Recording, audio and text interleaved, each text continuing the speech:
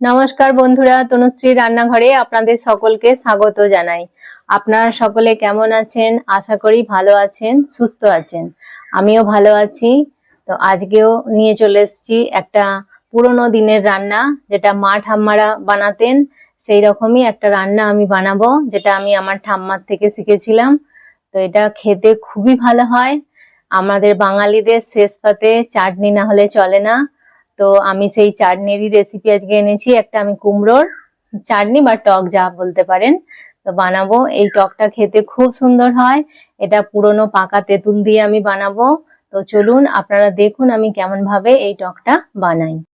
তাহলে বন্ধুরা দেখুন আমি কি নিয়েছি। এটা হচ্ছে মিষ্টি কুমড়ো।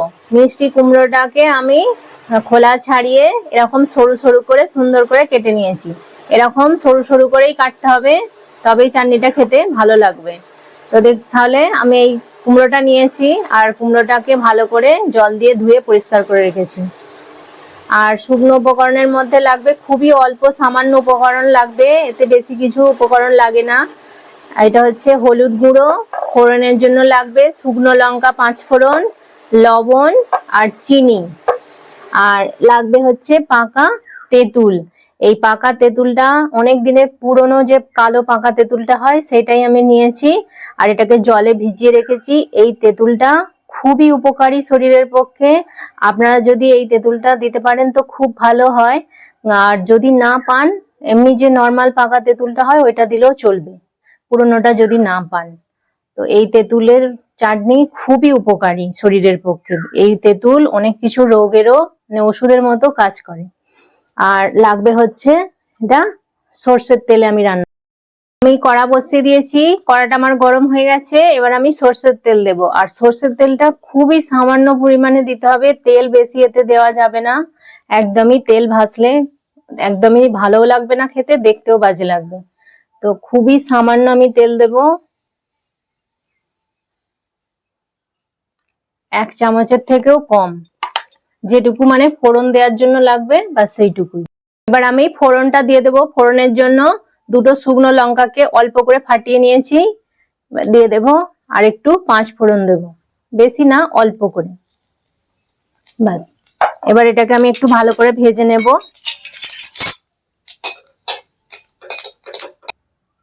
দেখুন আমার ফোড়নটা লাল লাল করে ভাজা হয়ে গেছে। এবার আমি কুমড়োটা দিয়ে দিচ্ছি।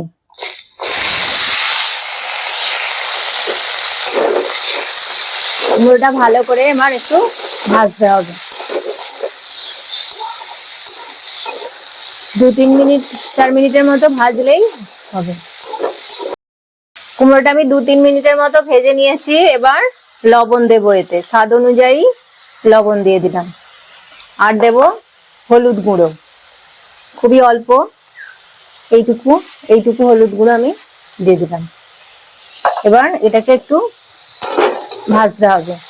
যেহেতু হলুদ দিয়েছি, হলুদের একটা কাঁচা গন্ধ থাকে, এই গন্ধটা চলে যাওয়া পর্যন্ত আমি এটাকে ভালো করে ভাজবো। কুমড়োটা আমার ভালোভাবে এবার ভাজা হয়ে গেছে। আমি এবার কুমড়োয় জল দিয়ে দেব। এটাকে সেদ্ধ করার জন্য যতটা জল লাগবে আর একটু জুস থাকবে, সেই অনুযায়ী জল বুঝে দিয়ে দিতে হবে।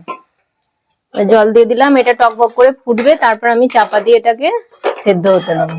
এটা ফুটে যাক। দেখুন টকবক করে আমার টকটা ফুটছে। এবার আমি গ্যাসের ফ্লেমটাকে মিডিয়ামে করে দেবো, দিয়ে এটা আমি চাপা দিয়ে দিচ্ছি সেদ্ধ হবার জন্য। গ্যাসের ফ্লেমটা এই সময় কিন্তু অবশ্যই মিডিয়ামে রাখবেন, কারণ এই সময় যদি আপনি জোর দিয়ে দেন, যে জলটা দিয়েছি ওটা মরে যাবে আর কুমড়োগুলো সেদ্ধ হবে না। তাই মিডিয়ামে দিয়ে কুমড়োটাকে আগে ভালো করে সেদ্ধ করে নিতে হবে। দেখুন কুমড়োটা আমার সেদ্ধ হয়ে গেছে, অনেকটাই গলে গলে এসছে। এই সময় কিছুটা কুমড়ো আমি খুন্তির সাহায্যে চেপে চেপে দিয়ে এটাকে একটু গেলে দেবো, আর কিছুটা কুমড়ো গোটা থাকবে, এরকম অবস্থা। আর এইটা কিন্তু তেঁতুল জল দেবার আগে করে নিতে হবে। এবার আমি করে নিয়েছি, এবার আমি তেঁতুল জলটা দেব। তেঁতুলের কাঁধটাকে ভালো করে চটকে আমি বার করব। এই যে তেঁতুলটা আমার ভালোভাবে ভিজে গেছে, এটাকে এবার ভালো করে চটকে নিয়ে এর কাঁধটাকে বার করে আমি এতে দিয়ে দেবো।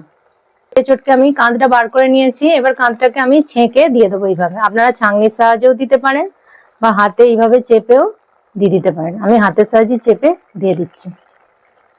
শুধু এর জুসটা দেব, তেঁতুলটা কিন্তু কাঁচটাই যে বেরিয়ে গেল, এটা আমি ফেলে দেব। দিয়ে এটাকে তেঁতুলটা দেবার পরে আমি 1 মিনিট মতো ফুটিয়ে নিয়েছি। এবার আমি চিনিটা দেব। এবার আমি চিনিটা দিয়ে দিচ্ছি। যেরকম মিষ্টি খান সেই অনুযায়ী মিষ্টি দিয়ে দেবেন। এই চাটনিটা একটু মিষ্টি মিষ্টি ভালো লাগে, টক টক মিষ্টি মিষ্টি। আপনারা যেরকম, আমি 4-4.5 চামচের মতো দিলাম। এবার এটাকে ভালো করে চিনিটাকে দিয়ে আরো একটু ফুটিয়ে নিতে হবে 2 মিনিট মতো। দেখুন কতটা গাঢ় হয়ে এসেছে।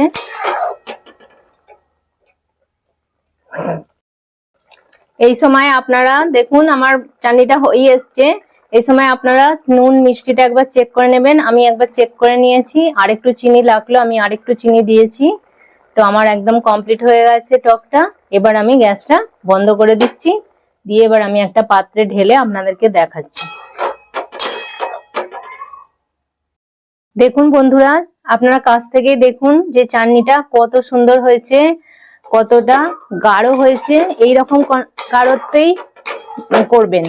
এটা পাতলা কিন্তু একদমই ভালো লাগবে না খেতে।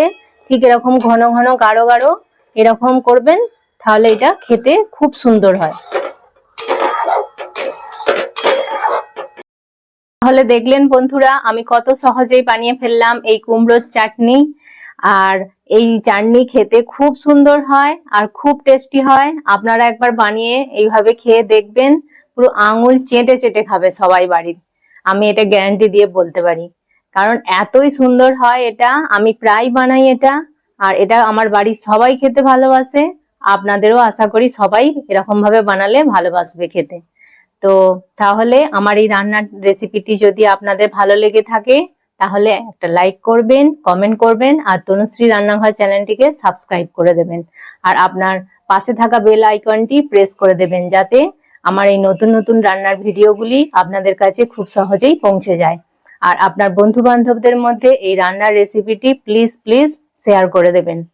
আর ততক্ষণ ভালো থাকবেন, সুস্থ থাকবেন। আপনাদের সাথে দেখা হবে নতুন একটি রান্নার ভিডিওতে।